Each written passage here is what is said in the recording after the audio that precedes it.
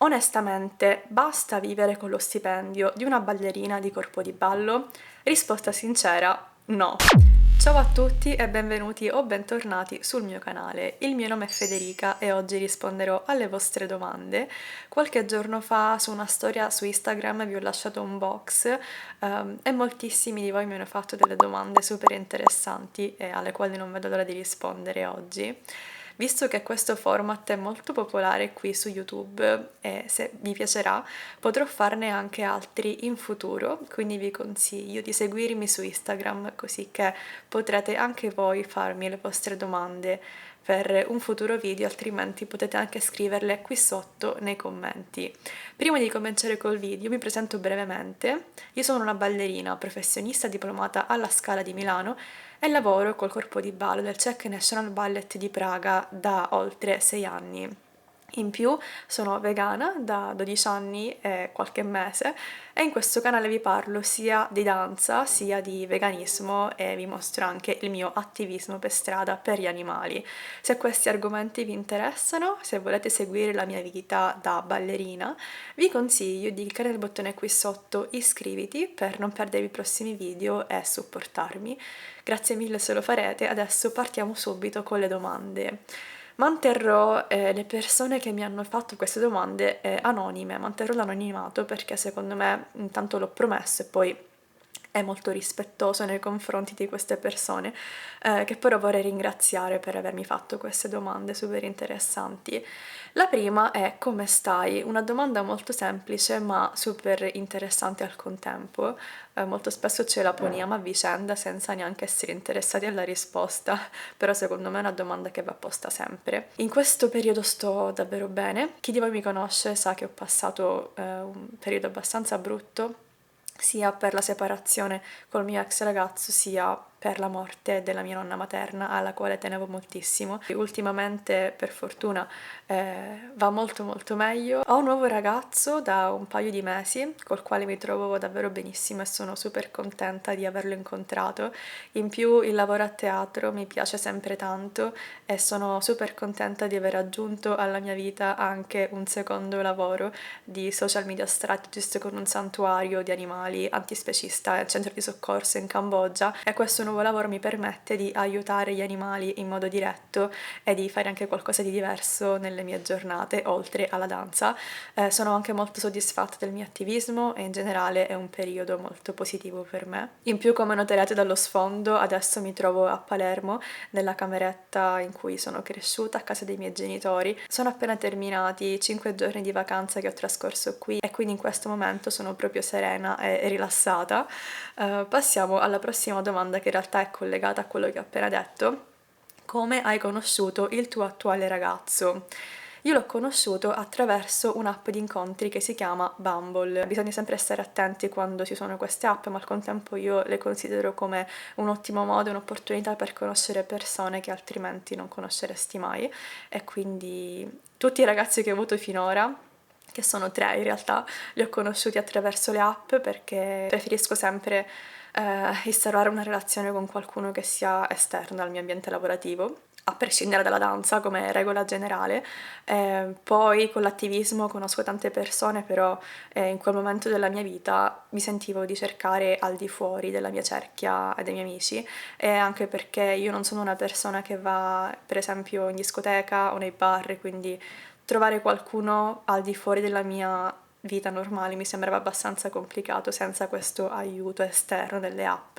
Al contempo però quando ero nelle app non ero alla ricerca spietata di qualcuno, ero prevalentemente curiosa di scoprire chi ci fosse fuori, quali fossero le possibilità, e poi ho trovato qualcuno che effettivamente si allineava, col quale eravamo compatibili e ha funzionato. Prossima domanda: qual è il tuo ricordo più caro? Io ho moltissimi ricordi della mia infanzia, prevalentemente, sia perché ho una buona memoria, ma prevalentemente perché mio papà, quando ero piccolina, ha sempre fatto tantissimi video con una videocamera vecchia e quindi io ho la mia intera infanzia documentata, e questo mi permette di ricordare molto molto meglio la mia infanzia e la mia adolescenza. Detto questo, il mio ricordo più caro, ne ho davvero tantissimi. Forse il mio primo saggio di danza è un ricordo che mi rimarrà per sempre nel mio cuore e lo ricordo proprio in prima persona, non soltanto grazie ai video che sono rimasti, o forse quando ero con la mia nonna materna e lei mi veniva a prendere a scuola, poi mi portava a casa sua, mi faceva pranzare con lei, mi aiutava coi compiti e mi portava poi a danza, quindi quel periodo che è andato dalle scuole elementari fino ai primi 2 anni di liceo. Me lo ricordo in questo momento perché proprio 2 giorni fa siamo stati a casa di mia nonna, perché lei purtroppo, come dicevo all'inizio del video, è scomparsa a gennaio e siamo andati a casa sua per darle un ultimo saluto e mentre ero lì era come se avessi rivissuto tutti quei bellissimi ricordi insieme a lei e ho avuto ovviamente un momento di forte nostalgia, però sì, sicuramente i ricordi più cari che ho sono legati alla mia infanzia, perché ho avuto un'infanzia bellissima, alla mia famiglia e a tutto l'amore che mi hanno dato. Prossima domanda, super interessante. Onestamente, basta vivere con lo stipendio di una ballerina di corpo di ballo? Risposta sincera, no. Ovviamente dipende, adesso approfondisco la mia risposta. Dipende dal corpo di ballo, dipende dalla città, dipende dalla compagnia, perché in alcune compagnie si viene pagati di più, in altre di meno. Poi ballerina di corpo di ballo è un'espressione molto generica perché alcune ballerine sono freelance, altre sono stabili, però sono sicura che la domanda si riferisse alla mia situazione, quindi io sono in corpo di ballo a Praga dal 2019, per così dire in modo stabile, anche se il mio contratto viene rinnovato ogni 2 anni e il mio stipendio è basso paragonato a tutti gli sforzi che ho fatto, i sacrifici che ho fatto per arrivare fino a questo punto. Se consideriamo che faccio danza da quando ho 5 anni, ho 21 anni alle mie spalle di studi ed esperienza, che sicuramente se fossero stati 21 anni di medicina, di ingegneria, di qualsiasi altra disciplina, in questo momento sarebbero ricompensati molto di più. Quindi quello di cui mi lamento è la mancanza di equilibrio tra gli studi che ho fatto, le mie competenze, i miei sforzi, i miei sacrifici e effettivamente quanto vengo pagata. Però qui ovviamente la prospettiva è molto più ampia perché il mio stipendio è in corone ceche e io vivo a Praga, quindi è molto difficile farvi un paragone preciso con l'Italia e gli euro. Io prendo Se dovessimo convertire la corona ceca in euro, il mio stipendio è all'incirca 1400 euro, però consideriamo sempre che a Praga la vita costa di meno, un poco di meno rispetto all'Italia, quindi io pago all'incirca 600 euro di affitto e quindi mi rimangono 800-900 euro, dipende dal mese, per vivere, per comprare il cibo e il resto. Però io comunque penso che lo stile di vita di una persona e le abitudini di consumo influiscono tantissimo sui propri risparmi, perché secondo me non importa tanto quanto guadagni, ma importa soprattutto come usi i tuoi soldi. Io per esempio investo da più di un anno e lo faccio per il mio futuro, per avere dei soldi garantiti tra 40 anni quando smetterò di lavorare e in più sono una persona che spende davvero pochissimo perché io sono minimalista e odio comprare cose inutili. Le uniche spese che faccio nella mia vita sono di cibo e di cose indispensabili e non lo faccio perché sono povera, perché per fortuna ho anche dei soldi da parte per altri motivi, però lo faccio perché odio il consumismo, odio comprare cose che so che non userò, ho gli stessi vestiti da quando avevo 15 anni e fino a quando mi vanno bene me li tengo, non ho intenzione di comprare cose firmate, non compro borse firmate, non fumo, quindi non ho spese per così dire ricorrenti che di giorno in giorno sembrano piccole ma poi in lungo termine sono tanti soldi. E quindi faccio uno stile di vita che mi permette comunque di vivere bene col mio stipendio, posso comprarmi tutto quello che mi serve quando ne ho bisogno, però al contempo non butto soldi. La domanda è molto generica, in generale secondo me no, se una persona per esempio non riesce a gestire i suoi soldi come faccio io e magari è un po' più spendacciona e non ha alle spalle una famiglia che la supporta, probabilmente non sarebbe sufficiente, specialmente vivendo all'estero, però con qualche accorgimento si può fare. Mi auguro ovviamente che in futuro gli stipendi potranno rispecchiare i sacrifici e gli anni di studio che noi ballerini facciamo per arrivare a questo punto, a ballare in modo professionale. La prossima domanda è in inglese, però risponderò in italiano perché altrimenti YouTube si confonde e poi dirà a questa persona di attivare il doppiaggio automatico di YouTube in inglese oppure i sottotitoli. La domanda è: hai qualche consiglio per una aspirante ballerina professionista di 15 anni?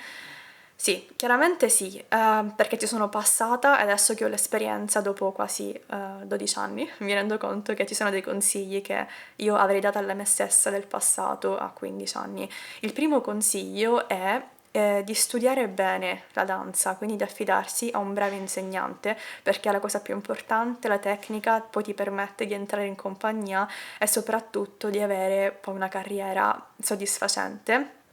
Un altro consiglio è quello di non sottovalutare mai la scuola normale, per così dire, ovvero il liceo, perché un ballerino non è completo se non ha anche una formazione scolastica e se non ha un piano B, quindi il mio consiglio è quello di non sottovalutare mai, di non tralasciare mai la scuola, ma di accompagnare allo studio della danza anche la scuola e farlo in modo serio. Mi sono anche laureata, per me lo studio è importantissimo e ora sono davvero contenta perché penso di avere ancora circa 10 anni di carriera e poi voglio avere la libertà di fare quello che mi piace e non dover essere forzata a restare in questo mondo, magari insegnare danza, perché non so ancora se potrebbe piacermi. Il prossimo consiglio è quello che, visto che hai 15 anni, sei ancora abbastanza giovane, ma già dovresti comunque pensare al mondo professionale, visto che a 18 anni già si comincia a lavorare, quindi il consiglio è di affidarsi a un buon insegnante, come dicevo prima, e al contempo capire già cosa si vuole fare, quindi se si vuole andare a puntare per una compagnia di classico oppure di contemporaneo, vedere già le compagnie che ci interessano e capire che cosa richiedono, qual è il loro repertorio, così già hai 3 anni di tempo per poterti preparare al meglio per le audizioni. Comunque, in bocca al lupo. Prossima domanda è interessantissima, forse una delle mie preferite. Come gestisci l'attivismo a livello emotivo, mentale? Quanto è pesante? Come rimani calma? Questa persona si riferisce all'attivismo che io faccio per strada per gli animali con Anonymous for the Voiceless. Come dicevo all'inizio del video, io sono vegana da novembre 2013 e da novembre 2022 io faccio anche attivismo. Vi spiego molto brevemente in cosa consiste questo attivismo. Insieme a un gruppo di amici, di colleghi attivisti, scendiamo in piazza ogni giovedì e sabato con dei televisori che teniamo indossando delle maschere. Le maschere sono un simbolo di lotta contro l'ingiustizia e anche perché non vogliamo che le persone si focalizzino sulle nostre facce, ma sugli schermi, che sono la cosa importante. E in questi schermi proiettiamo tutti i modi in cui l'essere umano sfrutta gli altri animali, quindi le produzioni di carne, latte, uova, pellicce. Non appena qualche passante si mostra interessata a quello che stiamo mostrando e si ferma per guardare, noi lo approcciamo e intraprendiamo con loro una conversazione riguardo al veganismo, spiegando loro che intanto mostriamo qualcosa che ci viene nascosto, perché è chiaro che quando andiamo al supermercato oppure nei ristoranti facciamo un po' la disconnessione tra l'animale e il cibo, non ci pensiamo che quella fettina di carne o quel panino col prosciutto proveniva effettivamente da una creatura senziente che viveva e che è stata sfruttata. Quindi obiettivo numero 1, fare la connessione. Obiettivo numero 2, il più importante, è quello di far capire loro che se sono contrari agli sfruttamenti verso gli animali, allora è una contraddizione al contempo consumare quei prodotti, perché significherebbe avere dei valori molto profondi di rispetto verso le altre creature senzienti, però con le proprie azioni si va a fare l'opposto, perché si va ogni giorno a supportare, a finanziare, a dire sì a quelle realtà coi propri soldi e col proprio sostegno. Quindi un po' evidenziare l'ipocrisia, che non è un insulto ma è un dato di fatto. Se una persona ha dei valori e poi agisce in modo opposto è ipocrita, e quindi diamo loro la soluzione se non si vuole essere più responsabili di queste crudeltà, di questi sfruttamenti, ed è il veganismo. Il veganismo non è una dieta, non è uno stile di vita, ma è un principio etico, è il principio etico secondo cui l'uomo dovrebbe vivere senza sfruttare gli altri animali. Quindi è un'ideologia che si pone contro l'utilizzo di altre creature senzienti per i nostri benefici, ma le riconosce come individui che vanno rispettati. Detto questo, molto spesso le persone decidono di cambiare quando parlano con noi perché si rendono conto che effettivamente non ha senso continuare a sfruttare gli animali quando si hanno delle alternative e si può benissimo vivere senza. Molte persone invece non capiscono e oppongono resistenza, e altre persone addirittura decidono non soltanto di diventare vegane, ma anche di fare attivismo, perché secondo me l'attivismo e il veganismo sono interconnessi, e io l'ho capito purtroppo molto tardi, dopo 9 anni da vegana, perché il veganismo non vuole essere soltanto un modo di consumo, non vuole essere un consumo passivo, ma vuole essere una lotta attiva per la liberazione degli animali, quindi contro il loro sfruttamento, e fare attivismo è il modo più potente che si ha per poter utilizzare la propria voce per difendere gli animali che voce non hanno. Quindi molte persone capiscono che è importante fare anche attivismo e noi le accogliamo subito per lavorare con noi. Tornando alla domanda, come gestisco l'attivismo a livello mentale? È molto difficile, soprattutto quando si incontrano persone che ti fanno perdere la fiducia nell'umanità. Come vi dicevo prima, io faccio attivismo da oltre 3 anni e questo è l'aspetto più difficile per me, ovvero distaccarmi emotivamente dalle conversazioni.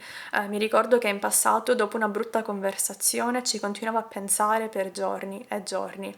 E pensavo, potevo dire questa cosa invece di quest'altra, potevo dire una cosa più interessante, più intelligente, non sono stata abbastanza brava, quella persona era veramente cattiva nei miei confronti. Io sono una persona che comunque ama fare stare bene gli altri quando sono con me, e quindi il fatto di dover mettere qualcuno a disagio va contro la mia natura.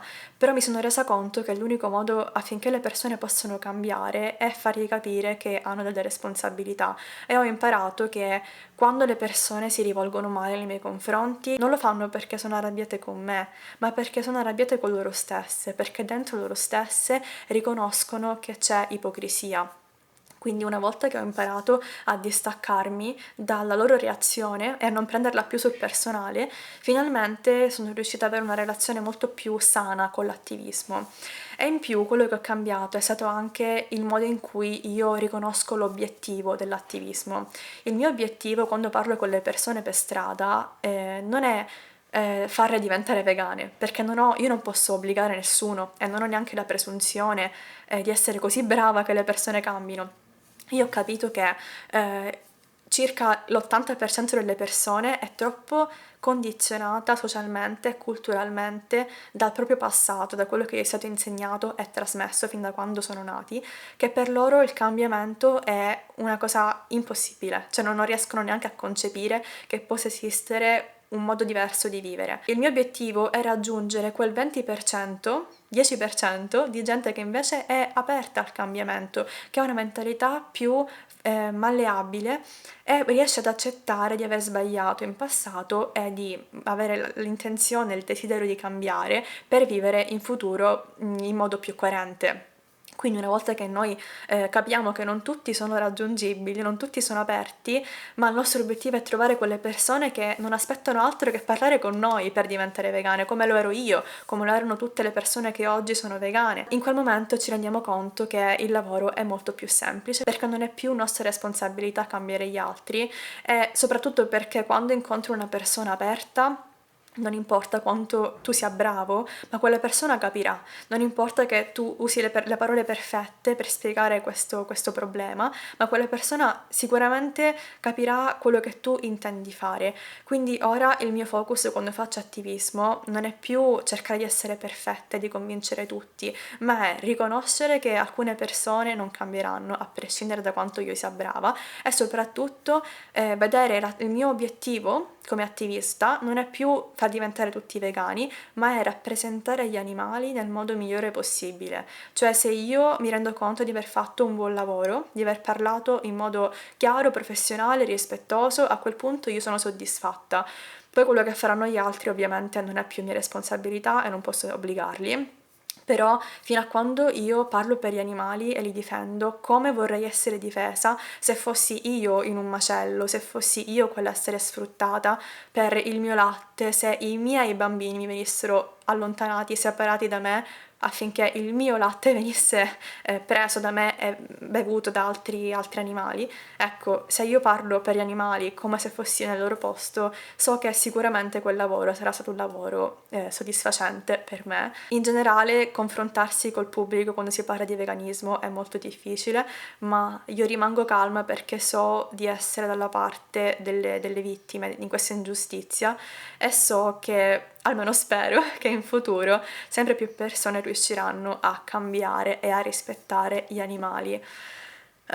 Prossima domanda era di nuovo in inglese, ma ve la leggerò in italiano. Pensi che ci sia un momento in cui è troppo tardi per diventare una ballerina? Ho fatto un video a riguardo, magari ve lo lascio sulle schede o in descrizione così potete controllarlo, in cui parlo delle tempistiche per quanto riguarda il diventare ballerina. È una domanda molto interessante e secondo me dobbiamo distinguere tra diventare una ballerina professionista o diventare una brava ballerina, perché secondo me una persona può iniziare a ballare a qualsiasi età, se c'è la passione, e diventare comunque brava, cioè si può raggiungere un buon livello nella tecnica, intendo di danza classica, anche senza puntare a diventare professionisti, ma semplicemente per godersi questa disciplina e per diventare un bravo ballerino a prescindere da quello che poi sarà, diciamo, il riscontro economico. Questo lo puoi fare a tutte le età, ma è chiaro che prima cominci meglio è, perché la danza è una disciplina, quindi va comunque studiata come una materia scolastica e in più dipende dal tuo corpo, e più tu sei giovane più il tuo corpo è ancora malleabile e aperto a modifiche, perché chiaramente la danza classica modifica la struttura naturale del corpo perché va a lavorare in andeoro, quindi in rotazione esterna e fa i movimenti poco naturali. Se invece vuoi diventare una ballerina professionista, qua la situazione cambia perché devi iniziare massimo entro i 14 anni, e già 14 è tardi, 14-15 anni massimo, perché come dicevo prima inizi, prima il tuo corpo inizia ad abituarsi a questi movimenti e i muscoli iniziano a lavorare nella maniera corretta, la muscolatura interna soprattutto. Nonostante ciò, io conosco ballerini che hanno cominciato a fare danza classica a 14 anni, a 15 anni e ora sono professionisti, magari facevano ginnastica prima, quindi avevano già flessibilità e un buon movimento, però secondo me dopo i 15 anni è troppo tardi, specialmente perché poi già a 18 anni tu devi lavorare e quindi è quasi impossibile costruire una solida base tecnica in 3 anni e poi pretendere di poter diventare professionisti. Prossima domanda: cosa ne pensi di Amici? Penso che tu intenda il programma televisivo. È un programma che io non seguo e non ho nulla contro questo programma perché secondo me è una buona opportunità per i ragazzi per farsi notare e per studiare con bravi insegnanti. Quindi quello che vorrei dire a riguardo è la percezione della danza nelle persone causata da Amici. Mi spiego. Quello che odio di Amici è che quando io dico alle persone in Italia che faccio la ballerina, loro mi rispondono: ah, quindi vuoi andare ad Amici? Quindi il tuo sogno è andare ad Amici? Cioè è proprio la prospettiva che si è creata che l'apice della carriera di un ballerino sia andare ad Amici, ma in realtà è l'opposto, perché intanto Amici è una scuola. Se io sono una ballerina professionista vuol dire che mi sono già diplomata. Il mio obiettivo è lavorare, cioè è ballare nei teatri, non è andare in una scuola per imparare poi che cosa, che io già quello che dovevo imparare l'ho imparato. E quindi le persone in Italia non capiscono che un ballerino non si completa andando ad Amici, ma anzi Amici dovrebbe essere soltanto l'inizio. Un ballerino è completo quando lavora in un teatro o quando riesce a realizzare i suoi obiettivi personali.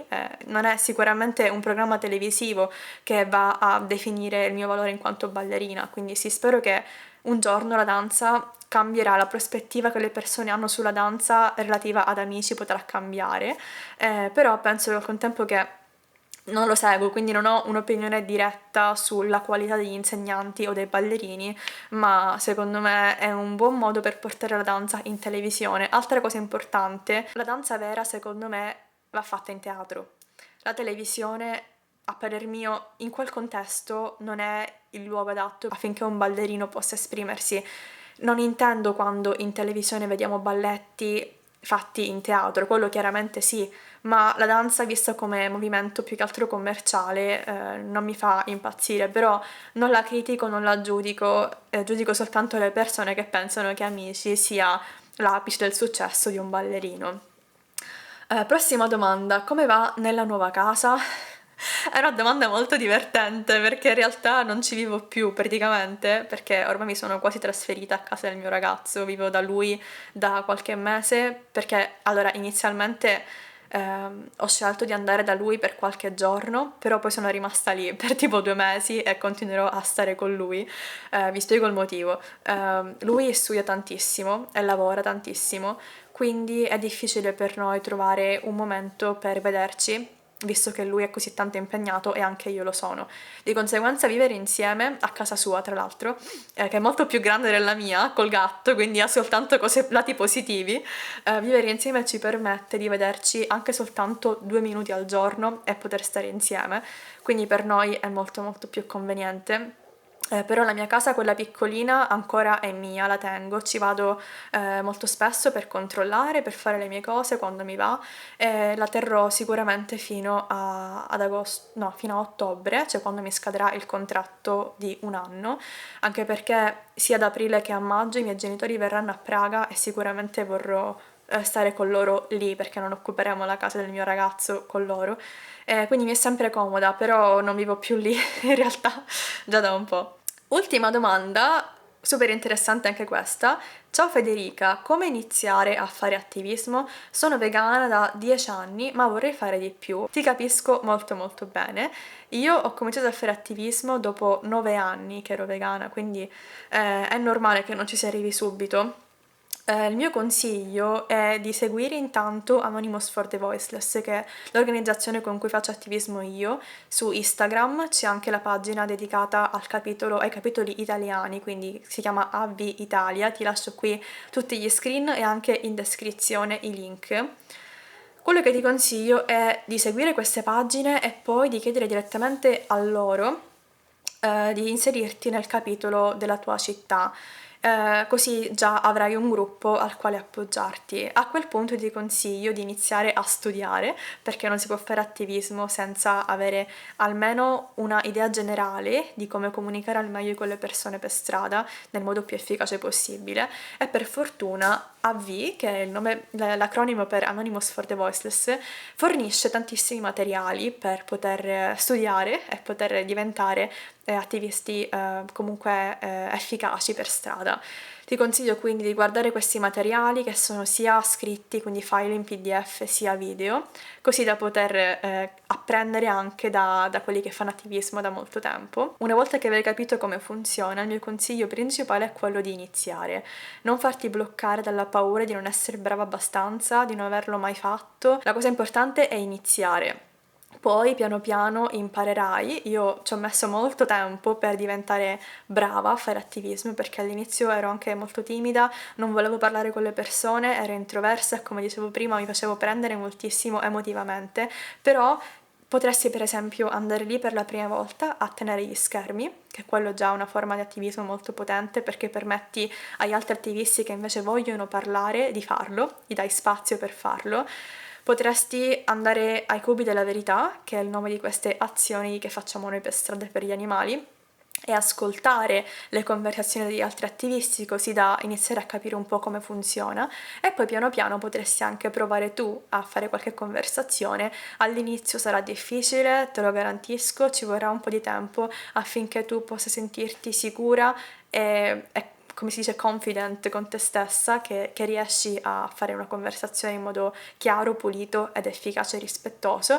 Però ti assicuro che pian piano, con l'esperienza, con la pratica, ti verrà molto più naturale e poi non vedrai l'ora di scendere in piazza e lottare per gli animali. Quindi il mio consiglio è di unirti ad Anonymous for the Voiceless e poi anche guardare video di attivisti online come me. Ci sono moltissimi altri attivisti che pubblicano online come Ed Winters, e ascoltare le loro conversazioni conversazioni è molto d'aiuto per capire un po' quali sono le cose giuste da dire e quali cose invece evitare. Io ti faccio un grosso in bocca al lupo e ovviamente sono sempre disponibile per aiutarti se vuoi mandare un messaggio diretto su Instagram o chiunque di voi volesse iniziare a fare attivismo, potete sicuramente contattarmi su Instagram o via mail e vi aiuterò con molto piacere. Detto questo, le domande sono terminate, io spero veramente che il video vi sia piaciuto e vi aspetto nei commenti se avete altre domande alle quali vorreste che io risponda nei prossimi video futuri di domande e risposte come oggi.